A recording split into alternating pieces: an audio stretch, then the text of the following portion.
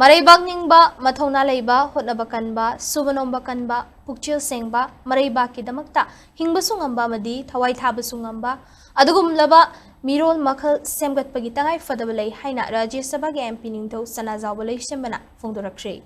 Wafam asi Rambai Tengo General Headquarters na sinduna Manipur gi tongan ba AT gi unit Marifu Marina Saruk Yaraga Mars Taranithoi dagi hauraga Imphal West ki Lamboy Khongnangkhong gi UFLC ground da chatharak pa Rambai Tengo football knockout tournament Englising ani kun manga ngasi loishin bagi thauramda MP Sanajaoba na phongdokhibani. MP na makha taraduna hai Manipur da thogliba tangdu leitradaba asigi waroishin ama purakpada aikhoigi haurakliba Meerol singna lawgadaba achouba thaudang adu handaki thokliba irang asida Rambai Tengol na lawriba asida thamoida chawthokpa poi Rambai Tengol thoglakhiba si ireibag iramdam Manipur amadi India sibu kannaba tawdraba yadraba ithau amani haina maruoiba pandamda thoglakhibani haina phongdokhi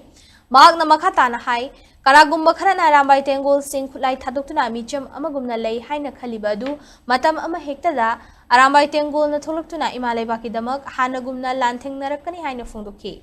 Football tournament loishindringai mangoinana Manipur gi tongan ba unit singdagi mioi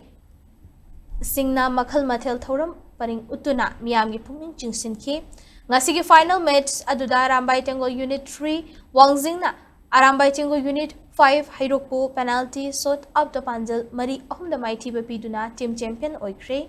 loinana makok mathang takraba team singda cash prize amadi trophy sing khutsinaduna pukning thawatki